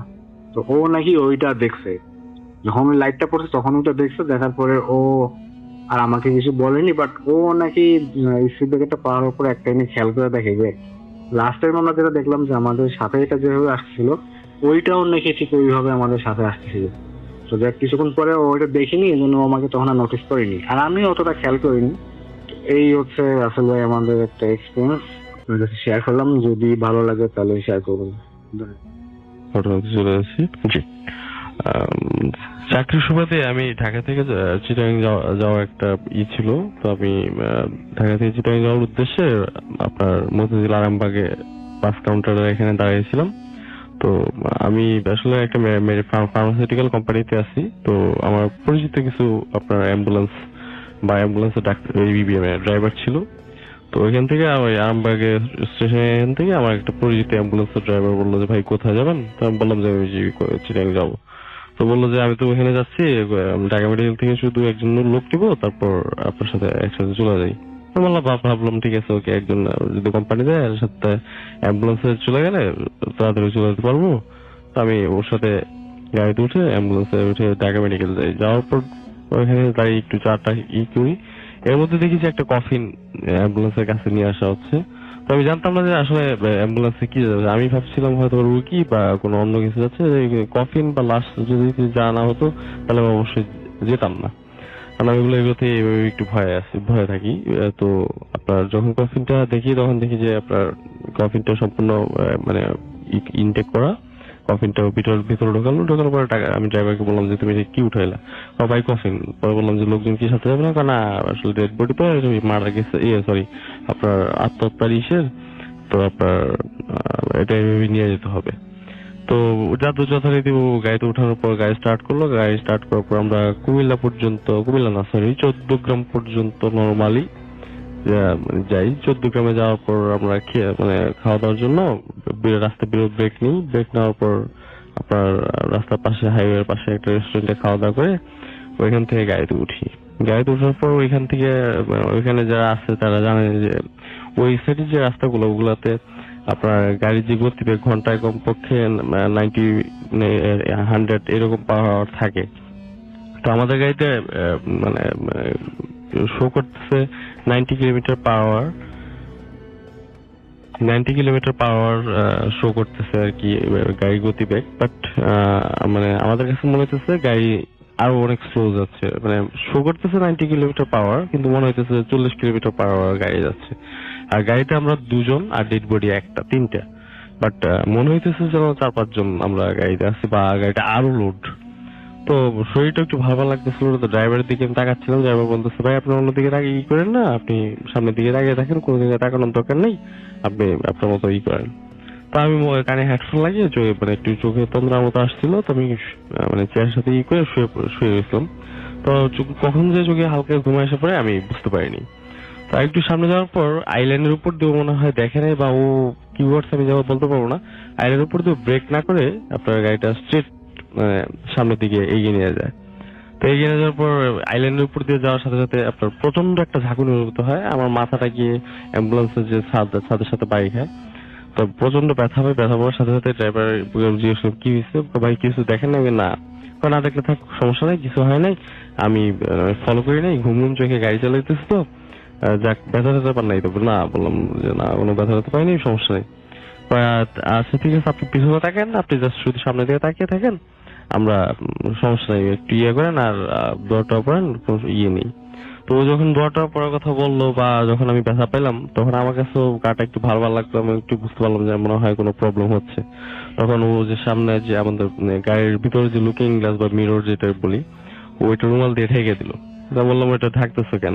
আবার পিছনে দিয়ে তাকান তো কেন, আপনি সামনের দিকে তাকিয়ে থাকেন অথবা ঘুমিয়ে যান। তারপর আমার কিউরিসিটি তো বসত, আর শরীরটা যেতে লাগতেছে। আর গাড়ির গতিবেগ যেখানে 90 কিলোমিটার পার আওয়ার, ওইখানে গাড়ি যাচ্ছে 40 কিলোমিটারের নিচে। আর গাড়ি তখন আরো ওজন মনে হইতেছে, গাড়িতে আরো কয়েকজন উঠা বসছে এরকম লাগতেছিল।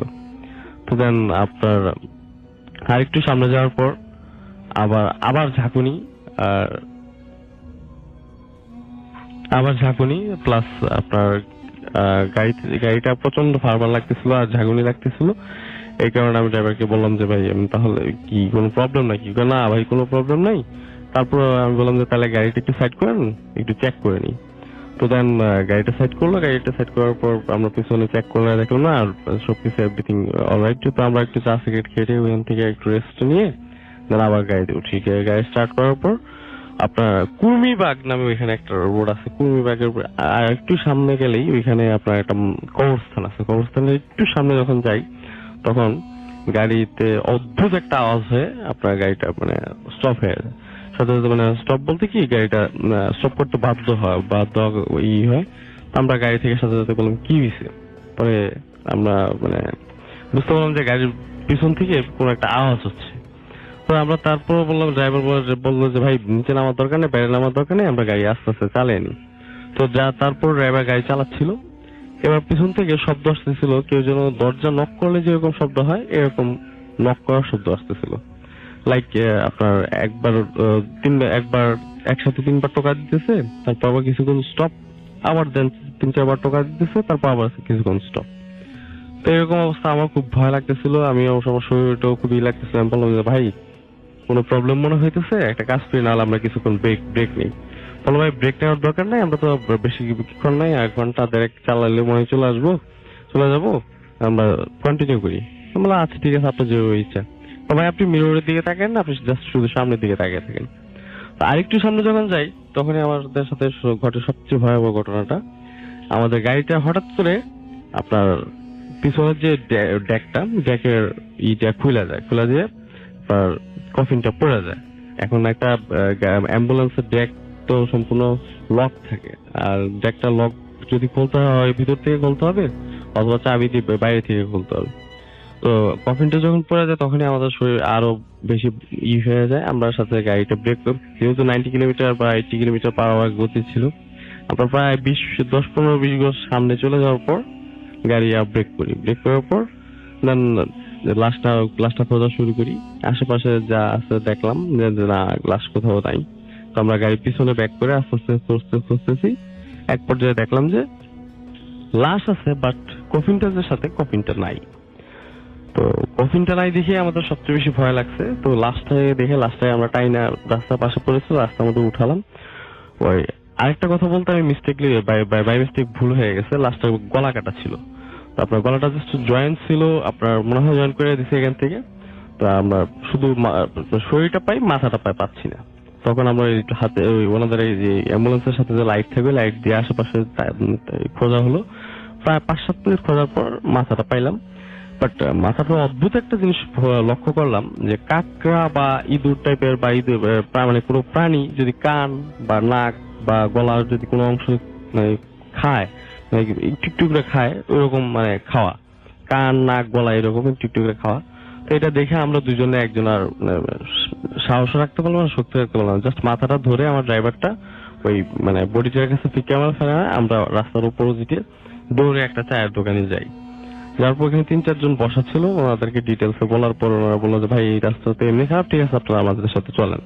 তো দেন ওরা আমাদের সাথে আসলো। আসার পর আমরা আপনার ওই ডেড বডিটা দেখার পর ওনারা বললো যে আপনি একটা কাজ করেন, এখন তো বাজে 3-3:30 প্রায়, আর 1-2 ঘন্টা পরে আপনার আজান দিয়ে দিবে, আপনারা বডিটা রাইখা এখানে গাড়িটা রাইখা ওয়েট করেন, আজানের পর আপনার এখান থেকে রওনা দিন। আর রাত্রে যেহেতু এখন আর যাইয়েন না। পরে আমরা ওইভাবেই মানে বডিটাকে ইটি করে অ্যাম্বুলেন্সে ঢুকিয়ে ওই দোকানের সামনে রেখে সকাল যখন আজান দেয়, আজানের পর আমরা এখান থেকে চলে যাই। এই ছিল ঘটনা। থ্যাংক ইউ আপনার ঘটনার জন্য, আপনাকে ধন্যবাদ। জি, আসসালামু আলাইকুম রাসেল ভাই, আমার নাম হচ্ছে আব্দুল রহমান, আমার বাড়ি হচ্ছে কুমিল্লা, আমি বর্তমানে মহাখালীতে থাকি। কাহিনীটা আমি শুনছি আমার আব্বুর থেকে, এটা অনেক 2001-2 সালের দিকে। তা আমরা ছোট থেকে চট্টগ্রামে বড় হয়েছি। তো সেই সুবাদে ঈদের পরপর আব্বু আমাদের ফ্যামিলি সবাইকে নিয়ে বাড়িতে আসছে। ঈদ 2 দিন করার পর আব্বু আমাদের সবাইকে নিয়ে নানুর বাড়িতে আমাদের রেখে আসছে। তো কথা বলতে তো মামাদের সাথে আড্ডা দিতে দিতে রাত 11টি বা 12টা হয়ে গেছে আর কি। আর আমার আব্বুর বাড়ি থেকে আমার নানুর বাড়ি তো 40 মিনিট হাঁটলে 40 মিনিট। তা আব্বু আমাদেরকে রেখে আম্মুকে রেখে হঠাৎ আমার আব্বুর কাছে কল আসলো বা খবর আসলো যে আমার দাদু খুব অসুস্থ। তো সেই সুবাদে আব্বু নানুর বাড়িতে না থেকে চলে গেল আমাদের বাড়িতে। তো বাড়িতে আসতে আপনার একটা সাঁকু পড়ে, মানে একটা খালের মতো একটা সাঁকু পড়ে। তো সাঁকুটা পার হয়ে আমাদের বাড়িতে আসতে হয়, আমার দাদুর বাড়িতে। তো তখন সাঁকুটা কাছাকাছি আসার পর আমার আব্বু কিছু সাউন্ড, মানে একটু মানে এই সাপ যখন ব্যাঙেরে ধরে এরকম একটা মানে অন্যরকম একটা সাউন্ড ফিল করলো। তা আব্বু গুলা পাত্তা দেয় না। তা আমার বুয়া একটু কবিরাজ ছিল, তা আমার আব্বু একটু দোয়া কালাম পড়া শুরু করলো। তো সাঁকুটা ছিল আপনার বাঁশের। তো বাঁশ দিয়ে যখন আমার আব্বু যাইতেছিল, তো বাঁশটার মানে সাঁকুটার অনেকক্ষণ মানে ঝাঁকাচ্ছিল, মানে আব্বুকে পানিতে ফালাই দেওয়ার জন্য। তা আব্বু অনেকক্ষণ আব্বু বুঝতে পারছে বিষয়টা স্বাভাবিক না। অনেকক্ষণ যাবত আব্বু মানে চেষ্টা করতেছে বাঁশটাকে ধরে রাখার জন্য, কিন্তু পারতেছে না। কিন্তু ওই সাইড থেকে দেখতেছে কোনো সময় বিড়ালের আওয়াজ করতেছে, কোনো সময় কুকুরের আওয়াজ করতেছে, মানে এক একটা সময় এক একটা রূপ নিচ্ছে আর কি। তা আব্বু যতটুকু সূরা কালাম পারে পড়তেছে, কিন্তু ছাড়তেছে না, মানে যথেষ্ট ট্রাই করতেছে আব্বুরে পানিতে ফলার দেওয়ার জন্য। অলরেডি আব্বু হাত ফসকে একটা হাত ধরা ছিল, পাগুলো পানিতে পুড়ে গেছে। এরপর ঝাঁকাতেছে আব্বু, তখন মানে পারতেছে না। তা আব্বু যে হোক কষ্ট কষ্ট কইরা ওই পারে গেছে। যাওয়ার পর আপনার পাশে একটা বাসজার ছিল, আমাদের বাসজার। মনে হচ্ছে যে বাসজারটা মানে একদম টোটালি মনে একদম ভাঙ্গা ছিল, ঘূর্ণিঝড় হইলে যেভাবে হয় সেরকম একটা মানে অবস্থা সৃষ্টি হচ্ছে, মানে বাসজারের যে অবস্থাটা।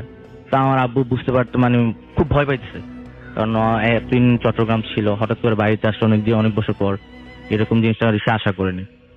তো তারপর আমার আব্বুর হাতে একটা কালো টর্চ লাইট ছিল অনেক বড়, তো একটা গরু আকৃতি ধারণ করলো। যে জিনিসটা আমার আব্বুর হাতে কোন কুকুর সাজছে, বিড়াল সাজছে, বিভিন্ন পশু পাখি সাজছে, এখন গরু, এক লাল একটা গরু সাজছে। আমার আব্বুর দিকে মানে গাড়ি দেওয়ার জন্য, মানে শিং দিয়ে আঘাত করার জন্য দৌড়ে আসতেছে। তো আমার আব্বু কি করলো, হাতে তার লাইটটা ছিল, সেই লাইট দিয়ে ওই গরুটার মাথায় মারে। তো মাথায় মারার পর জিনিসটা ভ্যানিশ হয়ে যায়, মানে জিনিসটা কি মানে পলকের মধ্যে ভ্যানিশ হয়ে যায়। তো ভ্যানিশ হওয়ার পর থেকে সাউন্ডটা আবার করতেছে, মানে ভ্যানিশ হওয়ার পর থেকে মানে আওয়াজ সাউন্ডটা আবার করতেছে। তো আমার আব্বু দৌড় দিয়ে পাশে একটা মানে ইয়েতে গিয়ে, আপনার বাড়িতে গিয়ে মানে চিৎকার দিয়ে অজ্ঞান হয়ে গেল। তো মহিলারা ধরাধরি করে মানে রুমে নিছে। সকাল আব্বু সেন্স ফিরার পর এই কাহিনী বলছে। তো আমার দাদু আবার কবিরাজ ছিল, তো উনি আবার আমার আব্বুর তাবিজ দেওয়ার পর এরপরে কোনো ঘটনা, মানে কোনো ক্ষতি হয় নাই। এরপর থেকে আব্বু স্বাভাবিক। এ ছিল ভাই রাসেল ভাই আজকে আমার ঘটনা। Thank you so much. আপনার ঘটনার জন্য আপনাকে অনেক ধন্যবাদ। আমরা ছোট্ট একটা ঘটনা যাব, যে ঘটনাটি এটিও একটা অডিও ক্লিপ, এবং সেই অডিও ক্লিপটা আমরা শুনে আসবো, তারপরে আবারও ফিরে আসবো। আশা করছি সেই পর্যন্ত আমাদের সঙ্গে থাকবেন। আসসালামু আলাইকুম রাসেল ভাইয়া, আমি মাহমুদ শোয়েব। আজ আপনাকে এমন একটা ঘটনার কথা বলবো যেটা আমি আগে কাউকে ওভাবে বলিনি। এটা কোনো শোনা গল্প না, আমার নিজের সাথে ঘটে যাওয়া ঘটনা। আজও রাতে একা থাকলে সেই অদৃশ্য চোখের সামনে ভেসে ওঠে, আর কলিজা আমার শুকিয়ে যায়। এই ঘটনাটি ঠিক গত বছরের ঠিক এই সময়েরই ঘটনা। আমি আমার গ্রামের বাড়ি থেকে ঢাকা ফিরছিলাম মোটর সাইকেলে। ফিরতে ফিরতে বেশ রাত হয়ে যায়, প্রায় 12:30। মানিকগঞ্জ আর ঢাকার মাঝামাঝি একটা জায়গায় তখন একটা একদম ফাঁকা, দুই পাশে বিশাল চকের জমি আর বড় বড়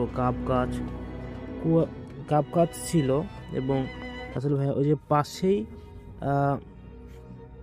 গাব গাছ ছাড়াও ওই পাশে অনেক মোটা মোটা বট গাছগুলো ছিল। কুয়াশা ছিল হালকা, আর রাস্তার ল্যাম্প পোস্টগুলো এক একটা অনেক দূরে দূরে।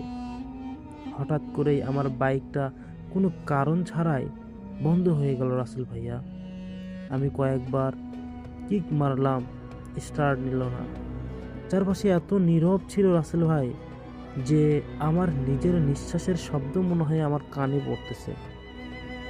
আমি যখন বাইকটা টেনে রাস্তার পাশে দাঁড় করাচ্ছি, হঠাৎ খেয়াল করলাম রাস্তার ডান পাশে ঢালু জমি থেকে একটা লম্বা মানুষ উঠে আসতেছে রাসেল ভাইয়া। ওই লোকটার পরনে সাদা ধুতি, মানে ধুতি টাইপেরই কিছু, কিন্তু তার শরীরটা অস্বাভাবিক রকমের সরু এবং লম্বা। আমি ভাবলাম হয়তো কোনো কৃষক বা এই আশেপাশের কোনো গ্রামবাসী। আমি ডাক দিলাম, ও চাচা, একটু সাহায্য করবেন? লোকটা কথাটা শুনে কথা বলল না, শুধু স্থির হয়ে দাঁড়িয়ে রইল। কিন্তু অদ্ভুত ব্যাপার কি জানেন রাসেল ভাই, ওই কুয়াশার মধ্যেও আমি দেখলাম লোকটার কোনো ছায়া নেই। আমার গায়ের লোম তখন খাড়া হয়ে গেছে।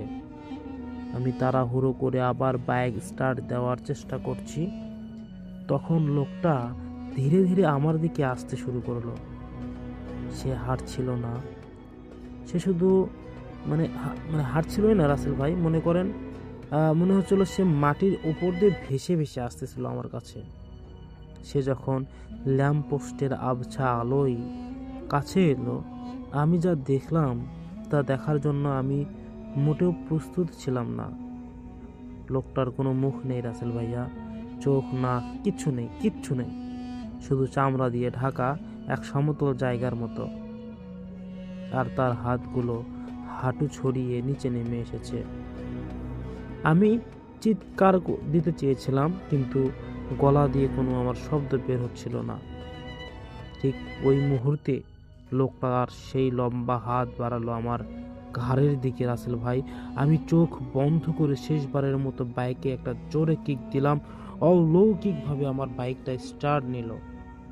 আমি যখন গিয়ার দিয়ে ফুল স্পিড টান দিলাম, তখন অনুভব করলাম এক ঠান্ডা বরফ ঠান্ডা হাত আমার কাঁধ ছুঁয়ে দিল। আমি পিছনে না তাকিয়ে টানা 20 কিলোমিটার গাড়ি চালিয়ে একটা পেট্রোল পাম্পে গিয়ে থামি। এই পর্যন্ত আমার কলিজার ভিতরে কোনো পানি ছিল না। আমার কলিজা ধুকপুক ধুকপুক ধুকপুক করছিল রাসেল ভাই। আমি আমি ভালো ভাবতেছিলাম, এই মনে হয় আমার পেছনে হাত দিল, এই মনে হয় হাত দিল। তো রাসেল ভাই, তারপর পাম্পে গিয়ে যখন আমি বাইক থেকে নামলাম, সেখানকার লাইটের আলো দেখে আমার জ্যাকেটের কাঁধের অংশ 5টা আঙ্গুলের ছাপ পড়ে গেছে। এবং এই যে আমাকে টাচ করেছে, আমি স্পষ্ট সেটা বুঝতে পেরেছিলাম, কিন্তু আমার কাঁধেও সে দাগ পড়েছে। রাসেল ভাই, পাম্পে থামার পর আমি যখন মুখ ধোয়ার জন্য ওয়াশরুমে গেলাম, এক্সট্রিমলি সরি, আসলে ঠান্ডা লেগে গেছে। আমি যখন মুখ ধোয়ার জন্য ওখানে গেলাম, ওই জায়গাতে আমার আসল ধাক্কাটা লাগলো। বেসিনের সামনে যেই আমি তাকালাম, ওই আয়নায় তাকাতেই আমার শরীর জমে পাথর হয়ে গেল। আমার পিছনে ওয়াশরুমের দরজার কাছে সেই দীর্ঘদেহী ছায়া দাঁড়িয়ে আছে।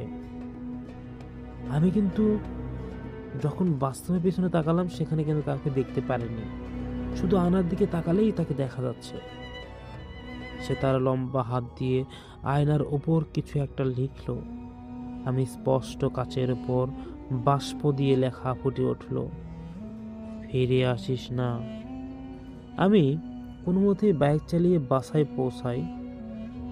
ভেবেছিলাম বাসায় ঢুকলে সব ঠিক হয়ে যাবে, কিন্তু না রাসেল ভাই, আতঙ্ক কেবল শুরু হয়েছে। ওই রাতে আমি যখন ঘুমানোর চেষ্টা করছি, হঠাৎ মনে হলো আমার খাটের নিচে কিছু একটা নাড়াচাড়া করছে। আমি নিচু হয়ে মোবাইল টর্চ জ্বালালাম। দেখলাম খাটের নিচে ধুলোমাখা এক জোড়া মানুষের পায়ের ছাপ, কিন্তু পায়ের পাতাগুলো উল্টো দিকে ঘোরানো। মনে হচ্ছিল কেউ একজন খাটের নিচে উল্টো হয়ে শুয়ে আমার দিকে তাকিয়ে আসছে। ভোরের দিকে আমার তন্দ্রা মতো এসেছিল, মানে ঘুম পাচ্ছিল। হঠাৎ আমি অনুভব করলাম আমার গলার উপর কেউ একজন খুব শক্ত করে আর বরফ ঠান্ডা হাত রেখেছে। আমি চোখ খুলে দেখি সেখানে কেউ নেই, শুধু আমার জানালার পর্দাগুলো অস্বাভাবিকভাবে উঠছে, অথচ জানালাটা ভিতর থেকে লক করা ছিল। আমি যখন উঠে বসলাম, আমি দেখলাম বালিশের উপর রাখা ঘড়িটার কাঁটাগুলো উল্টো দিকে ঘুরছে। রাসেল ভাই, ঠিক সেই সময় আমার কানের কাছে কেউ একদম পরিষ্কার গলায় ফিসফিস করলো, তোর সময় শেষ রে। সকালে ঘুম থেকে উঠে আমি সোজা এক হুজুরের কাছে যাই। তিনি আমাকে দেখে অবাক হয়ে বললেন, তোমার পিছনে ওটা কে দাঁড়িয়ে আছে? আমি তখন রাসেলগুলো একাই ছিলাম, আমার সাথে আমি কাউকে নিয়ে যাইনি। রাসেল ভাই, তিনি আমাকে পানি পড়া দিলেন আর বললেন, ওই রাস্তায় কোনো এক অপঘাতের মৃত্যু হওয়া আত্মা আমাকে তাড়া করেছে।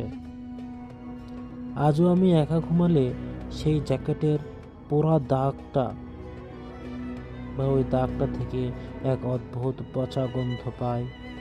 মাঝে মাঝে মাঝরাতে আমার ফোনের স্ক্রিন আপনি জ্বলে উঠে যায়, আর সেখানে অজানা নাম্বার থেকে মেসেজ আসে, শুধু একটা শব্দ, যে অপেক্ষা করছি, এরকম। রাসেল ভাই, আপনি হয়তো বা ভাবছেন যে এগুলো আমার মনের ভুল, কিন্তু রাসেল ভাই বিশ্বাস করেন, এগুলো কোনোটাই আমার মনের ভুল না। আজ এই স্টুডিওতে আসার সময় আমি যখন বাইকের লুকিং গ্লাস দেখছিলাম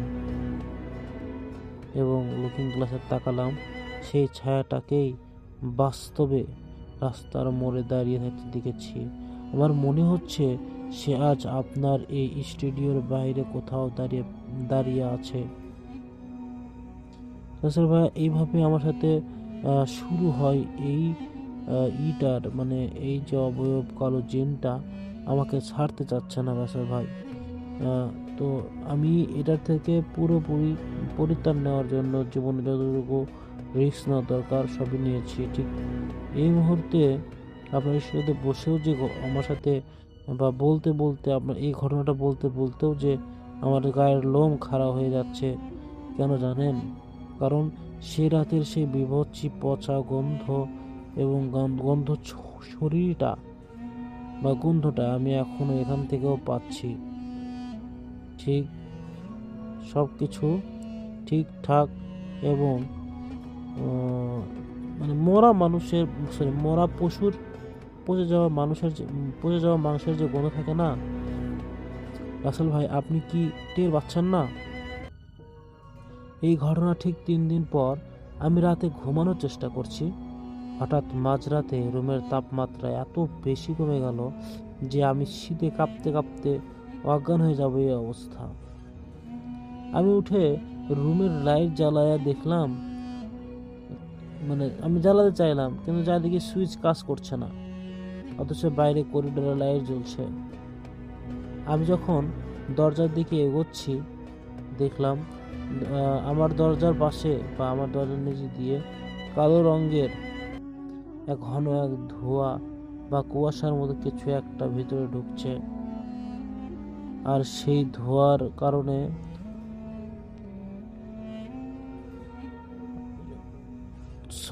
আবার সেই ধোঁয়ার ভিতর থেকে বের হয়ে এলো এক জোড়া লম্বা হাড়, মানে জিরজিরে হাত দুটো দরজার হাতলটা ধরে ধীরে ধীরে এমনভাবে ঘোরাচ্ছে। আমি ভিতর থেকে এক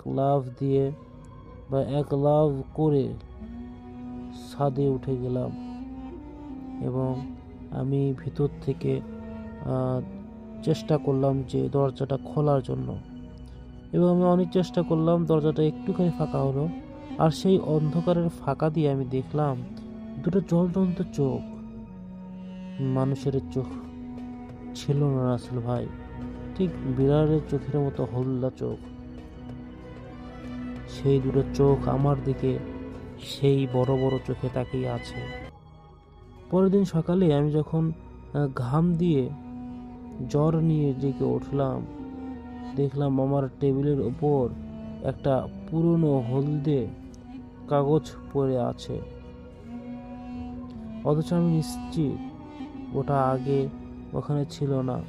কাঁপা কণ্ঠ এবং কাঁপা হাতে কাগজটা আর খুলিনি এবং মনে হলো যে ওই চিঠির খাম যে আমাকে দিয়েছিল সেখানে কোনো কালি দিয়ে না, মনে রক্ত দিয়ে লেখা ছিল। তুই কি ভেবেছিস আমি চলে যাব বা চলে গেছি? কিন্তু আমি যাইনি, আমি আছি। সবচেয়ে ভয়ানক আসল ভাই ঘটনা বলতে বলতে আমারই পুরো মাথা ঘুরে যাচ্ছে। সবচেয়ে ভয়ানক কি জানেন আসল ভাই? ওই কাগজটা পড়ার পর আমি আয়নার সামনে দিয়ে দাঁড়ালাম এবং সেই আয়নার প্রতিবিম্বটা আমার পিছনে এখনো ধাও করে বেড়ায়।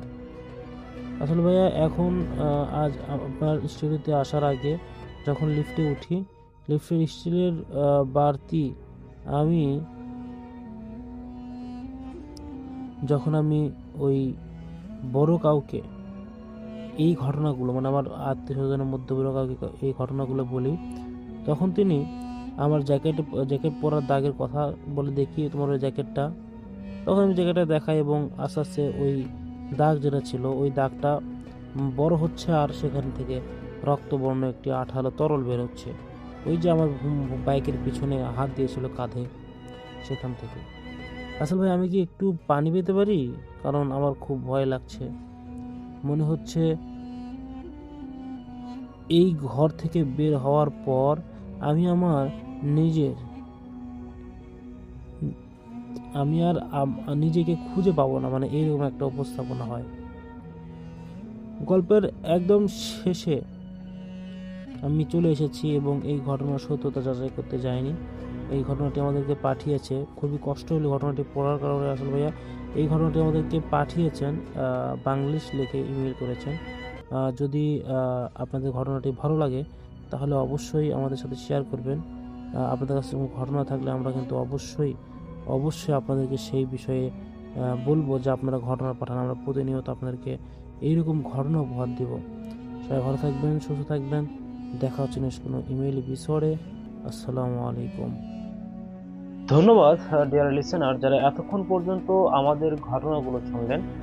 আমরা প্রতিনিয়ত কিন্তু আপনাদের জন্য আরো বেশি ভয়ঙ্কর সকল বাছাই করা ঘটনা নিয়ে আসতেছি। আপনারা যদি আমাদের এই চ্যানেলের ঘটনাতে কোনো ঘটনা যদি একটু আনক্লিয়ার হয়, আপনারা বলে দিবেন যে ভাইয়া আমরা পরবর্তীতে ঘটনা যেগুলো পাঠাবেন এগুলো যেন একটু ক্লিয়ার হয়। যাই হোক, আমরা সর্বদাই চেষ্টা করে যাচ্ছি আপনাদেরকে একটু ক্লিয়ার ভয়েস দেওয়ার জন্য। আমরা প্রতিদিন আপনাদের জন্য যে বাছাই করা ঘটনাগুলো তুলে ধরি, এই বাছাই করা ঘটনাগুলো আপনাদের কেমন লাগছে তা অবশ্যই আমাদেরকে কমেন্ট করে জানাবেন।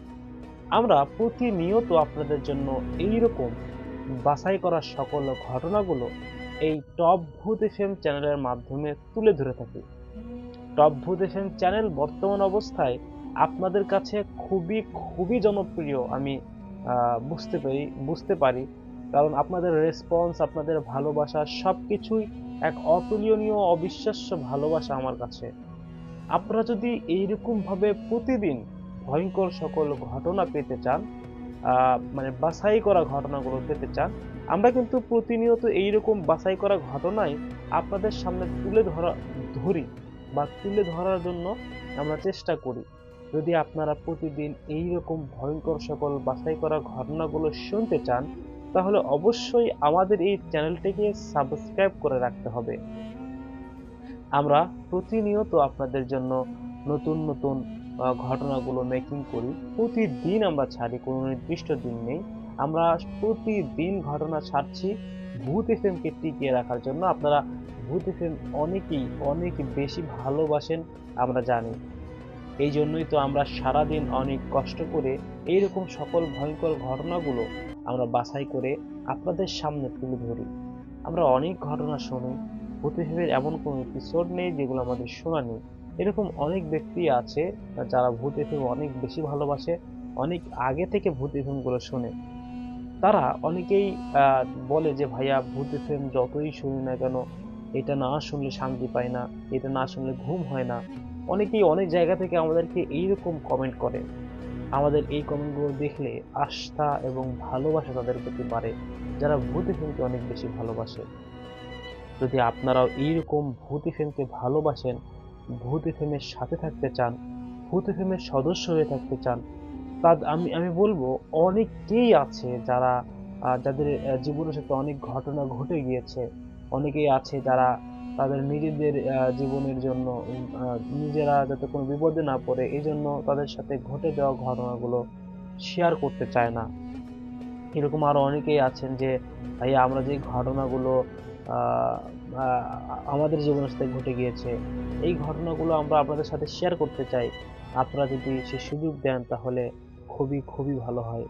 আমরা পূর্ব থেকে বলে আসতেছি, আপনারা আপনাদের সাথে ঘটে যাওয়া ঘটনা শুধু নয়, আপনার বাবার সাথে ঘটে যাওয়া, দাদির সাথে, মার সাথে, দাদার সাথে বা বরাব্বুর সাথে, বরাম্মুর সাথে, যার সাথেই ঘটে যাওয়া ঘটনা থাকুক না কেন, যদি ওই ঘটনাটি আপনি জানেন তাহলে আপনারা জাস্ট একটা মেইল করবেন আমাদেরকে। আমরা প্রতিনিয়ত আপনাদেরকে এইরকম সকল ঘটনা কিন্তু বাছাই করে আপনাদের সামনে তুলে ধরবো এবং প্রত্যেকটা বাছাই করা ঘটনার শেষে কিন্তু আমরা আপনাদের পাঠানো ঘটনাগুলো অর্থাৎ বাছাই করা ঘটনাগুলোর মাঝখানে অথবা শেষে আমরা কিন্তু আপনাদের ঘটনাগুলোকে অ্যাড করে দিই রেকর্ড করে। অথবা আপনারা অনেকে বলেছেন যে ভাইয়া আমার দাদুর মুখ থেকে ঘটনা শোনা খুবই ভয়ঙ্কর, তার মুখ থেকেই লাগে, কিন্তু আমি বললে ভয়ঙ্কর হয় না। তাই আমি বলবো আপনারা সরাসরি আপনাদের হাতে যে অ্যান্ড্রয়েড ফোনটা আছে বা স্মার্টফোন আছে ওই স্মার্টফোনের ভয়েস রেকর্ডার দিয়ে ঘটনাগুলো রেকর্ড করে নেবেন, নিয়ে আমাদেরকে মেইলে দেবেন। অনেকেই আবার মেইল করতে পারেন না, আপনারা এই গুগল ড্রাইভে ওই রেকর্ড করে ওই অডিও ফাইলটা গুগল ড্রাইভে আপলোড করবেন। আপলোড করার পরে আমার কাছে শেয়ার করবেন এবং ওখানে পারমিশন দেবেন আমার জিমেইলে। তাহলেই আপনাদের ঘটনা আমরা কালেক্ট করে নিতে পারবো ডাউনলোড করে, এবং সাথে সাথে আপনাদের ঘটনাগুলো আমরা শেয়ার করে দিব। যাই হোক, আপনারা যারা সর্বোপরি প্রথম থেকে টপ ভূতের সাথে আছেন, আজ আমাদের টপ ভূতের দেখতে দেখতে 15,000 সাবস্ক্রাইব হয়ে গিয়েছেন। যারা ভূত এফএম ভালোবাসেন শুধুমাত্র তারাই এখানে সাবস্ক্রাইব করেছে। তাই আমি বলবো, আমাদের ঘটনাগুলো যদি আপনাদের ভালো লাগে তাহলে অবশ্যই আপনারা এই টপ ভূত এফএম চ্যানেলকে আরো অনেক দূর নিয়ে যাবেন। কিভাবে নিয়ে যাবেন? আপনারা প্রত্যেকটা ঘটনার শেষে আপনারা লাইক, কমেন্ট, শেয়ার ইত্যাদি এগুলো করবেন, তাহলে আসলে ঘটনাগুলো শুনতে ভালো লাগে, এই ঘটনাগুলো মেকিং করতে ভালো লাগে, শান্তি পাই। অনেকেই আছে যে ভাইয়া ভূত এফএম ভালো লাগে, এর ঘটনা মানে ডক্টর আলী ভাইয়ের ঘটনা ভালো লাগে, অনেকেই বলে ভাইয়া আফরান ভাইয়ের ঘটনা ভালো লাগে, অনেকেই বলে ভাইয়া বাবু ভাইয়ের ঘটনা ভালো লাগে, অনেকেই আছে সাবিত আলম ভাইয়ের ঘটনা ভালো লাগে, ডক্টর মঈনুদ্দিনের ভাইয়ের ঘটনা ভালো লাগে, হাফেজ মঈনুদ্দিনের ভাইয়ের ঘটনা ভালো লাগে। তো যার ঘটনায় যার কাছে ভালো লাগলে, কারণ ভালো লাগা তো নিজেদের পার্সোনাল বিষয়।